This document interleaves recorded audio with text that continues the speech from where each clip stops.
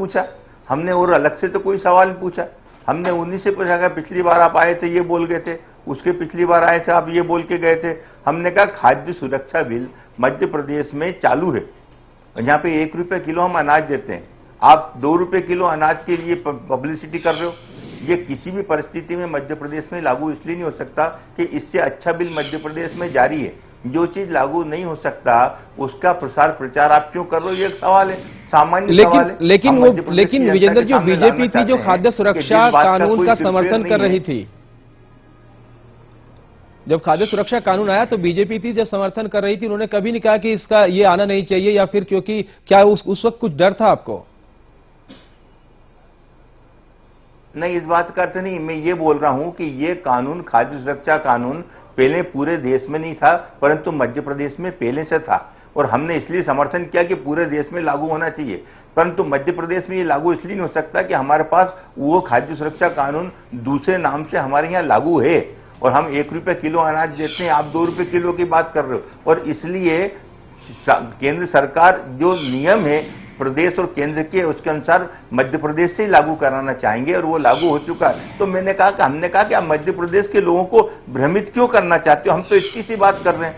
और इसलिए जब भी हम कोई बात पूछते हैं तो कांग्रेस काहे को बौखलाती है। सवाल ये होता है कि आज आपको इमोशनल बात करने की आवश्यकता क्यों पड़ी, क्यों कहते हो कि मेरी दादी शहीद हो गई, मेरे पिताजी शहीद हो गए, मेरा भी क्या होगा। अरे तो इस पे कोई मध्य प्रदेश की जनता आंसू बहाने लगेगी, आपको ऐसा लगता है क्या? और उनकी शहीदी के दोनों विजेंद्र जी, जो सवाल है, सवाल ये भी है, ये सिर्फ कांग्रेस का नहीं और आम जनता का भी है कि जो 400 करोड़ थे उनका क्या किया गया?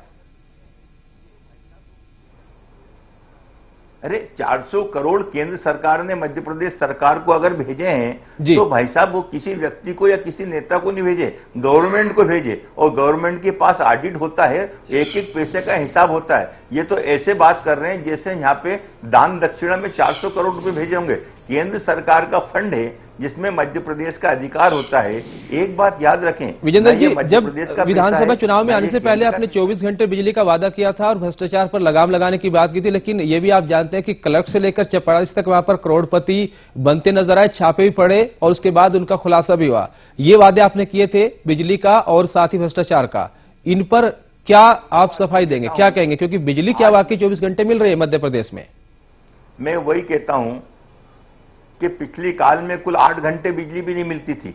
आज हम 24 घंटे बिजली देने की बात कर रहे हैं, आप तुरंत बोलोगे 23 घंटे मिलती है, कोई बोलता 23.5 घंटे मिलती है। अरे भैया 23 घंटे और 24 घंटे में कोई बड़ा फर्क नहीं होता, 1-8 घंटे मेंटेनेंस का निकल जाता है। चलिए, एक दो सवाल बचे। बुंदेलखंड के पैकेज का क्या किया गया, और साथ ही एक और सवाल यह बचता है कि जो कर्ज माफी का वायदा किया गया था विधानसभा चुनाव से पहले, वो पूरा क्यों नहीं किया गया?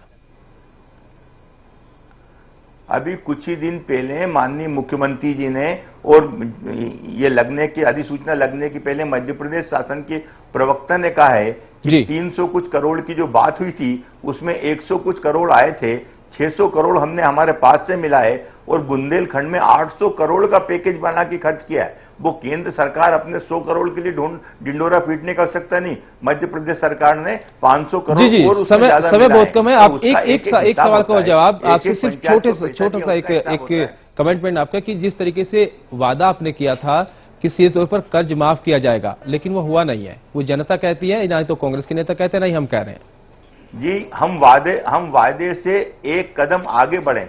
शायद ये कांग्रेस के लोग नहीं जानते कि आज की तारीख में सहकारिता क्षेत्र में कोई किसान कर्जदार नहीं है, क्योंकि हमने किसान का 0% ब्याज करा तो 60 टर्म लोन टर्नओवर हो गया।